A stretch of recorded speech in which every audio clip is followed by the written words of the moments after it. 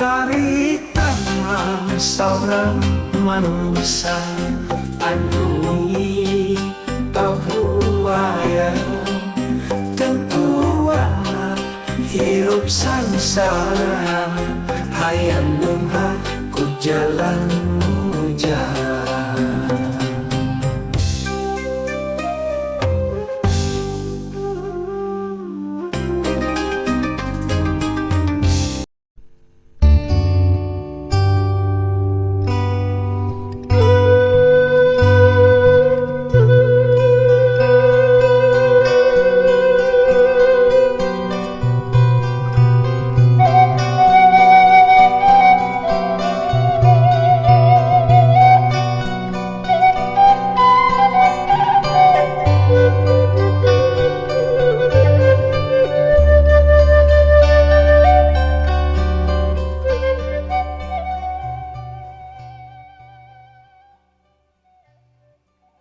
Assalamualaikum warahmatullahi wabarakatuh. Sampurasun pamirsa sadayana, para mancawar salam dunya di mana bae ayana.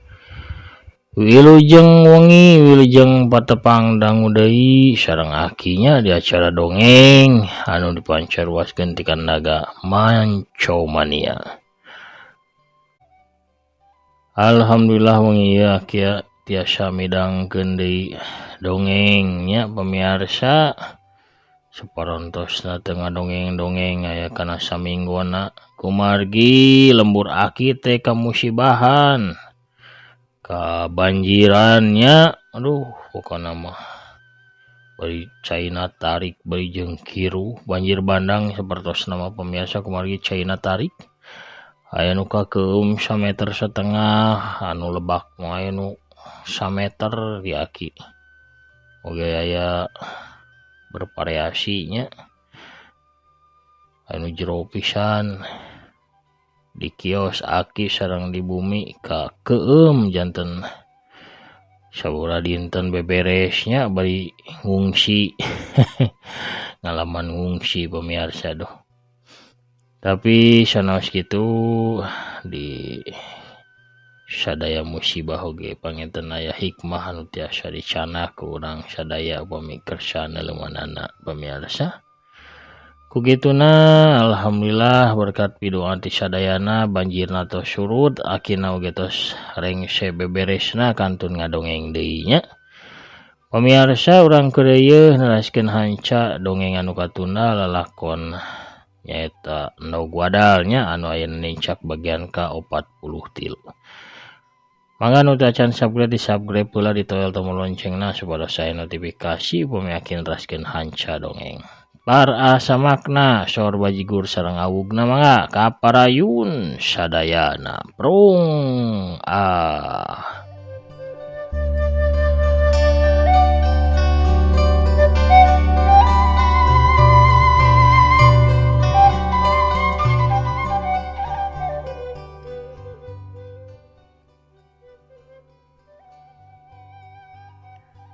teu karasa dihirup ku melandang di alam dunya, sapoe-poena teh waktu karasana mani nyerelek gancang pisan.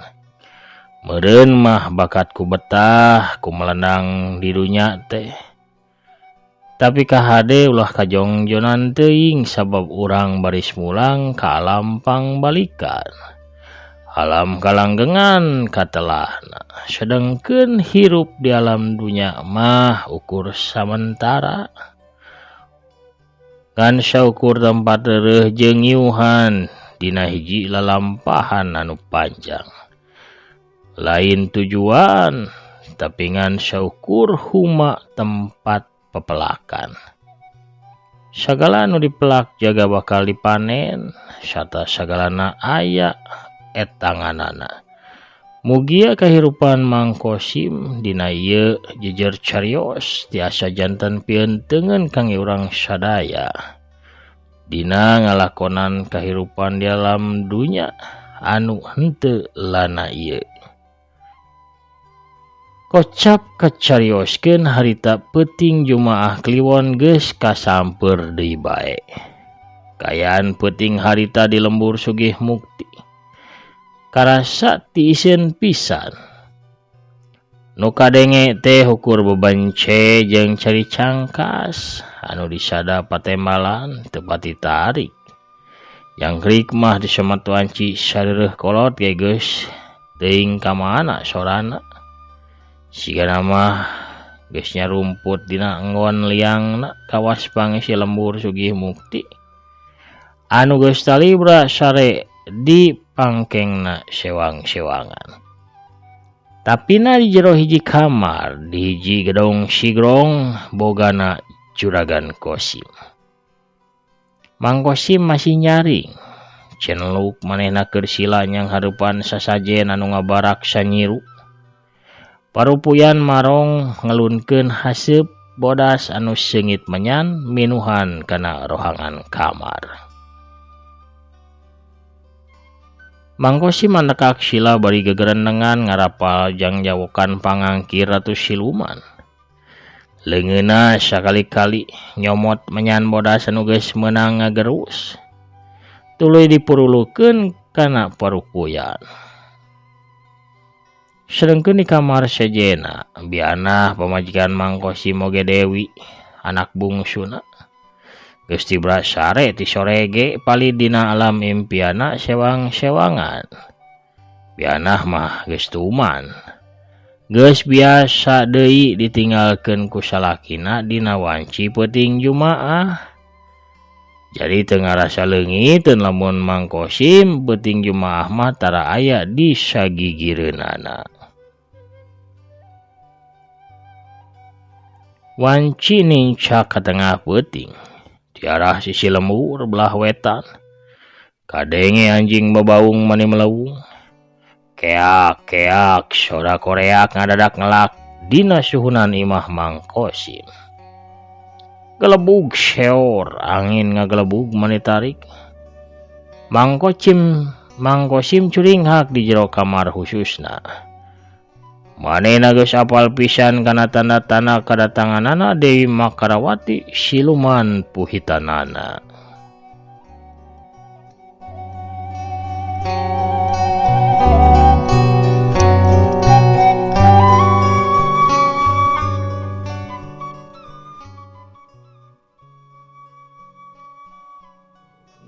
Peledug haseup bodas ngadadak muih di hareupeun pisan Mang Kosim. Cilegedeg haseup bodas teh ngawujud jadi hiji jirim saurang awewe geulis campernik anu mibana rupa ngadaun seureu. Bukna panjang ngarumbay sa bujur galing muntang. Tarangna teh jomentrangan panonna herang beri cureuleuk dipapaes ku halis anu hideung ngajeler paeh rapih kawasireum anu keur baris. Irungna bangir mancung kuwung-kuwungan sedangkeun bibirna ngawat wajah bari jeung katempona beureum sarta baseuh bae. Raksukan papakean panjang tina sutra warna hejo anu dibelahan dadana teh panjang jeung lega. Emongkeun eusina dua gunung sakambaran anu nyeungseung pinuh ku tangtangan. Bagian kahandapna mibana opat belahan anu panjang tepi kana cangkeng. Sanajan geus remen ngarasakeun sakumaha nikmatna awak eta awewe geulis, tapi Mang Kosim tetep bae meureun deui neureui cidu. Ti korona lok-lokan kawas hayam anu rek kenog. Rek teu kitu kumaha atuh da sabab di sajeroeun baju hejona anu ipis ngalangkang teh. Sawe geulis Ratu Siluman anu tayalian Dewi Makarawati teu make papakean jero deui. Potongan awakna anu peungkeur padet ngarareusi sarta kulitna anu bersih kawas marmer. Katembong ngalangkang jelas di hareupeun panon Mang Kosim. Salian tirupana anu payus jeung tangtungan anu mangkelas widadari. Dewi Makarawati oge mibana elu pangirut anu hebat pisan. Sakabeh lalaki di bangsa siluman atawa bangsa manusia bakal kaedanan lamun nempo kageulisan serta kasampuluran awakna. Sembah pangabak tos kaunjuk panjenengan Gusti Ratu Dewi. Cek Mang Kosim tuluy cedok bae nyembah ka Dewi Makarawati.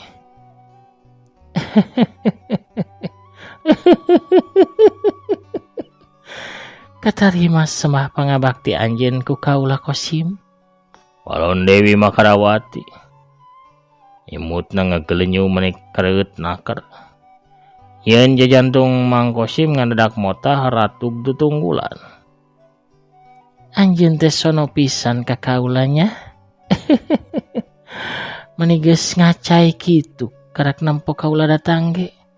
Hayo gancang udaran papakean anjeun Kosim. Laksanakeun kewajiban anjeun. Atuh dititah kitu teu talangke deui Mang Kosim anu memang hatena geus kumajawat gancang ucul-ucul papakeanana. Sanggeus bulucun manehna ditungtun ku Dewi Makarawati ka sisi ranjang anu geus disadiakeun di eta kamar parantina. Diamparan sapre bodas bani bersih sarta geus diauran ku Kemang Malati anu seungit karesepna pisan Dewi Makarawati. Mang Kosim digolerkeun disarekeun dina ranjang manehna nurut kawas munding dicocok irungna. Sakali Dewi Makarawati ngagibeugeun awakna polonyon porosot bae baju panjangna langsung merosot kana handapun sukuna. Kaituna mah Mang Kosim teh digabrug ku Dewi Makarawati tuluy galungan meni ragot nakar. Peuting beuki simpe, beuki karasa jempling, hawa beuki karasa nyecep tiris.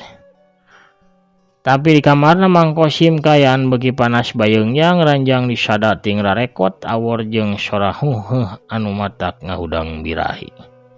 Di kamarna si bungsu Dewi anak bungsu Mang Kosim melilir tina sarena. Manehna nguniang hudang jero turun bari lulungu. Ngucek-ngucek heula panonna. Turun tina ranjang tuluy kaluar ti kamarna. Uwi atawa Dewi teh lempang nuju ka pawon sabab ngarasa hanaang hayang nginum. Maksudna mah Dewi teh rek nyokot cai dina teko nu aya di dapur.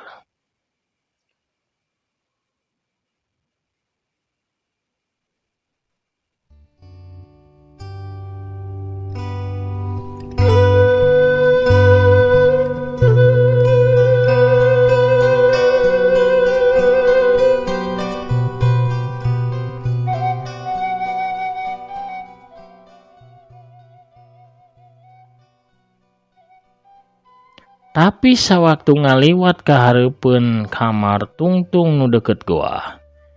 Dewi ngaraneg leumpangna sabab ceulina hawar-hawar ngadenge sora nu aneh ti jero kamar. Oge kadenge sora ranjang anu disadar rekotan. Dewi apal pisan lamun tiap peuting jumaah bapana sok meuting di eta kamar. Bapak, kenaon bapak di kamarnya? Asa aya sora awewe emak kitu. Gerendang Dewi tuluy Dewi teh ngalengka ngadeuketan kana panto kamar. Dewi nempelkeun ceulina kana panto beuki kadenge jelas sora nu ribut di jero kamar. Si bungsu beuki curiga hatena sarta melang kanu jadi bapana. Dewi teh ngadeukeutkeun panonna kana liang kunci nogel dina panto pikeun ngintip ka jero kamar.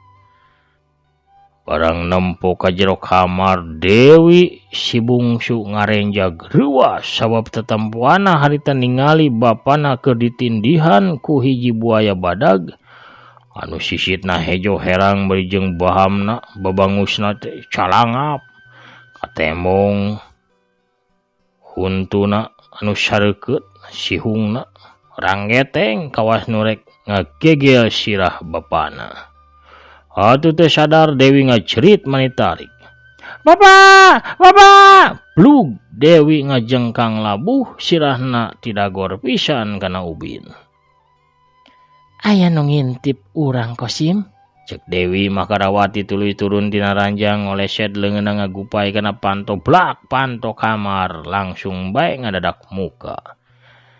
Mereka tempo Dewi anak bungsu Mang Kosim keur ngagoler dina ubin bari teu usik-usik sigana bae Dewi teh kapiuhan. teuing bakat ku reuwas, teuing ku sabab sirahna ngabentur kana tehel. Dewi, anaking. Mang Kosim oge reuwas gancang turun tina ranjang. Buru-buru make papakeanana, tuluy Mang Kosim langsung bae muru ka anakna.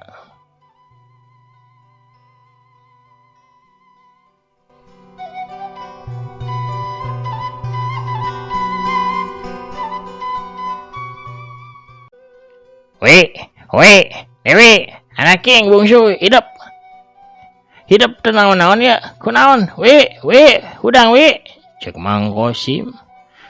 Bari ngarampan awakna Dewi. Anak anjeun geus ningali kana naon anu dilakukeun ku urang Kosim.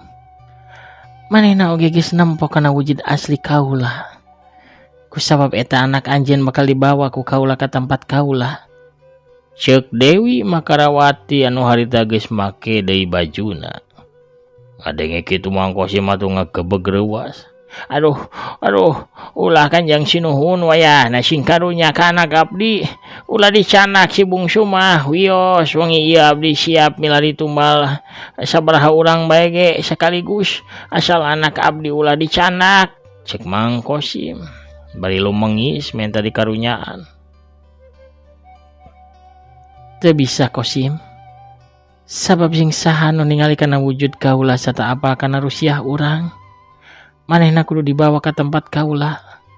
Lamun teu bisa ngabahayakeun pikeun bangsa kaula. Anak anjeun karak saparo lembutanana anu dibawa ku kaula. Peuting jumaah hareup kakarak anak anjeun sapinuhna bakal jadi abdi kaula. Ampun Gusti Ratu, ampun. Wayahna sing karunya ka abdi Gusti Ratu. Mang Kosim sumujud sumembah di hareupeun Dewi Makarawati. Dewi Makarawati ngagerakeun leungeun katuhuna kawas anu newak angin ka arah Dewi anu keur ngagoler tuluy pas bae jirimna teh ngaleungit. Seor kelebu. Di luar imah angin niup mani tarik pisan, imah karasa ngarieg. Cungungung anjing kadenge deui babaung ti arah wetaneun lembur. Mang Kosim gancang cengkat. Aduh, cilaka wi, anak bapa. Mang Kosim gancang mariksa deui kayaan anakna. Kabeh dirampaan, bari diguyah-guyah. Napasna jeung kakatagan jantungna masih aya, anak aing masih hirup.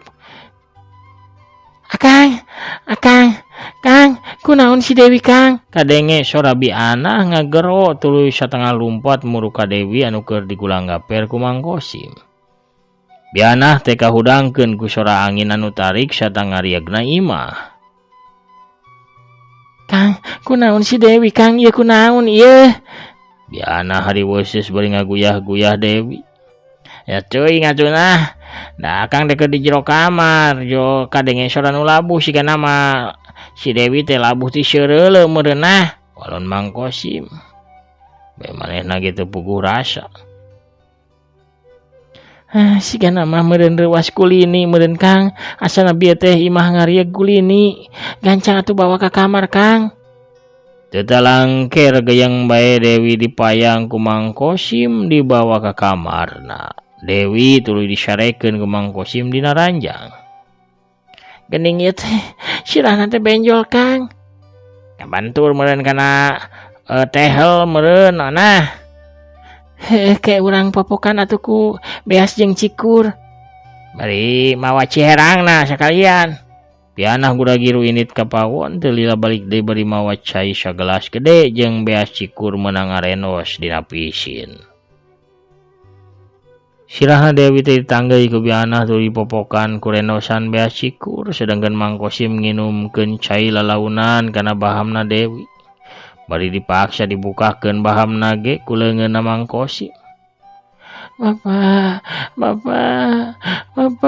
kadenge Dewi nyarita kawas nu gundam. Bari panonna mah tetep peureum. Apa aya di dieu wi, sing tenang wi. Enggal damangnya. Cek Mang Kosim bari hatina mah tagiwur teu puguh rasa. nya sieun meureun kalengitan anakna. Oge sieun lamun Dewi sadar tuluy nyaritakeun kajadian anu katempo ku manehna kanu jadi indungna. Mang Kosim hatena perang sabil antara hayang nyelametkeun anakna oge ngiklaskeun anak bungsuna dibawa ku Dewi Makarawati sangkan Rusiahna tetep buni. Taya anu nganyahokeun. Antukna Mang Kosim teh jadi ngalamun manehna molohok bengong kawas anu dengar kalongeun kawas nu kabur pangacianana. Akang, ieu ulah olohok bae atuh gancang ieu. Teang mantri ajat ka itu bawa ka dieu pikeun mariksa anak urang. Sakalian samper si Usro pikeun maturan di dieu.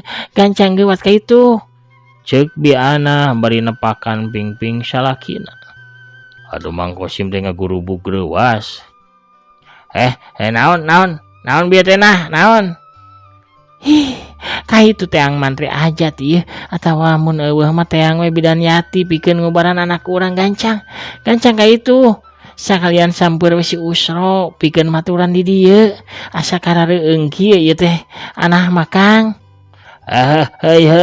Nya tuh ke akang rek kaluarkeun heula motorna ari keke dompet akang di mana nya nah?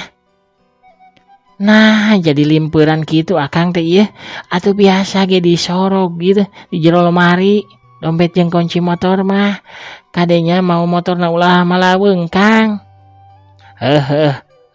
Daguanya Mang Kosim gancang gura-giru nyokot kunci motor jeung dompet di lemari nu aya di kamarna. Teu lila di pakarangan imah kadenge suara motor Vespana dihirupan tuluy ngabiur maju ngambah jalan lembur.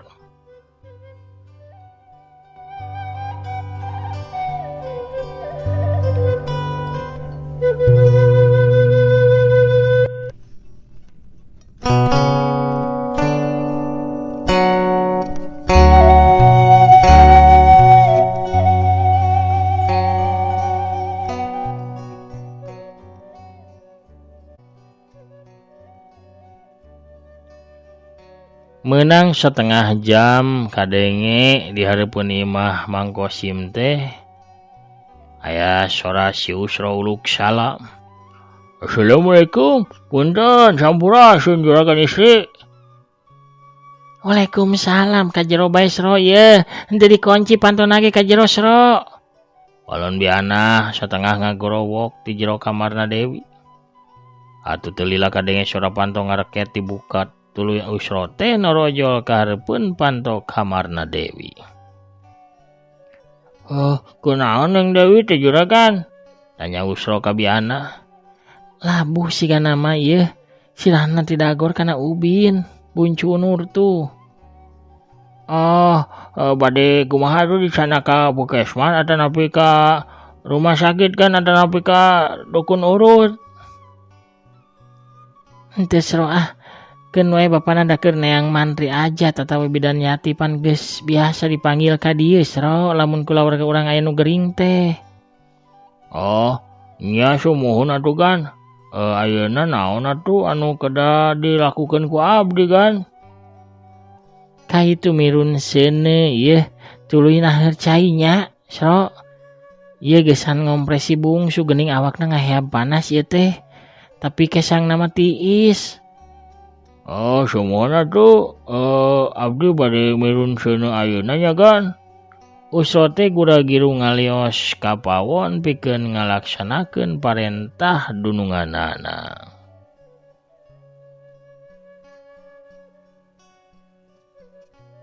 Dina kayan kitu torojol aya deui saurang jalma asup ka jero imah. Atuh biana hareuwas ka cida. Saha eta? Si horeng nu asup ka jero imah teh saurang awewe tengah tuwuh di samping jangkung make kabaya beureum. Leungeun kencana ngelek boboko, sedengkeun leungeun katuhuna mah nyeklan nyiru anu disuhun dina luhur sirahna. Kunaon eta si bungsu ieu juragan istri? Ieu abdi mah ka dieu teh ieu bade nawisan ieu awug. hanet kene amis rawas kariut matak dedeyeun geraug ibi mah tah ieu kukurawuna alias urap jagongna rawas geura ieu kanggo ieu ngemil heuh dede dah pamirsa mancomania ge sok jarajan ieu teh raresepeun Sieu horeng pamirsa nu norojol teh Bisarwiti anu kabeneran ngider ka belah dinya. Aktu ku norojolna Bisarwiti urang cekapkeun heula dongengna dugi ka dieu.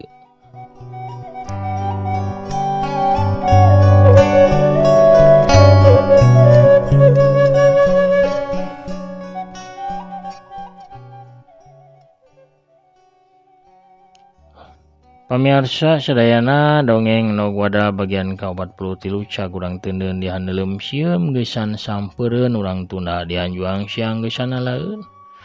Urang sampeureun ke di bagian salajengna pamirsa mugi wae sadayana nya aya dina kasaean kawilujengan nya sehat jasmani pun kitu deui rohanina. Amin ya rabbal alamin.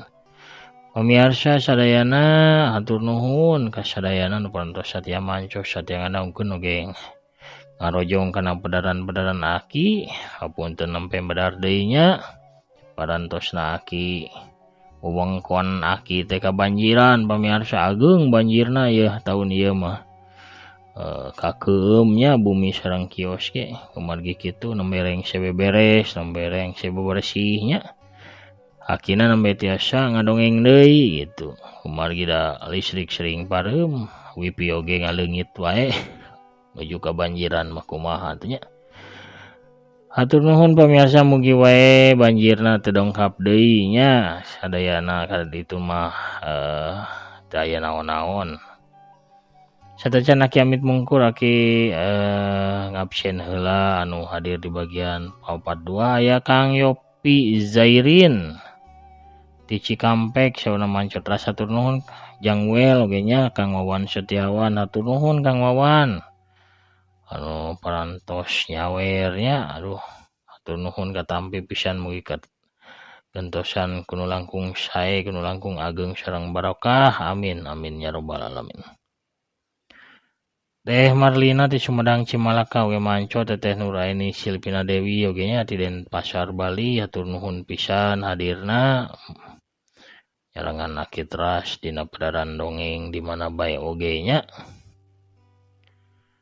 Aya Kang Ari Sukarna sukuhan ti Cicadas Bandungna nyarangan aki ti kapungkur mula kitu oge aya manah ti Sumedang teh nya aduh tahu Sumedang Cinaraos gurih muhun nya. Kangen tuh sono aki ge kapungkur masuk jajan tahu Sumedang di balik Sumedang nya. Aya Kang Amin Suwarna oge nya. Terus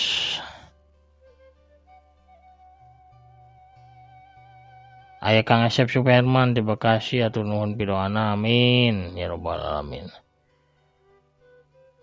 Kang Rastim Haji oge di Karawangna nya atur nuhun Kang Dudi Suryadi oge di Bandung. Kang Amin Aminuddin di Garutna Bahagus Setiawan di Jatihanap teh atur nuhun hadirna aya Teh Esther Adelit oge nya. Kueh burayot cenah pami abdi amengan ka Garut sok meser kuehna raos tapi abdi penasaran kecap burayot teh aya hartosna naon eta teh. Burayot teh ngaburayot hartosna ngagayot nya. Siga lato-lato gundal gandil upami ieu mah nya gundal gandil teh ngaburayot atanapi ngagayot. Kumargi bentukna ngagayot janten eta burayot sanes parayot nya sanes ibu-ibu anu ngagayot. Kueh we eta mah nya. Teh Esther Adelit atuh hatur nuhun oge sareng Kang Hen Bilip one manco di Cibiru. MS13 teh Kang Dede Sulaiman oge nya hatur nuhun Teh Hanita Parel nu calik teras nyarangan Bisarwiti rencang abdi cenah. Teh Linda Imut tentunya di Bandungna Teh Intan Ramadhani oge sami nya di Garut Teteh Tami Maliha di Ciamis Kang Setia Budi Jawara Kopi Sakti sareng Teh Yulina Belia sami di Tasik nya. Kang Prabu Arjuna di Banjarna Bagus Samantri anu norojol ti Garutna Kang Dang Sabur teh nya oge ti Pontianak Kalimantan Barat tebihnya atur nuhun urang Sunda aya ti palih ditu. Kang Andri Bandara Sandalna anu ti palihan Garut CS Mangkosim.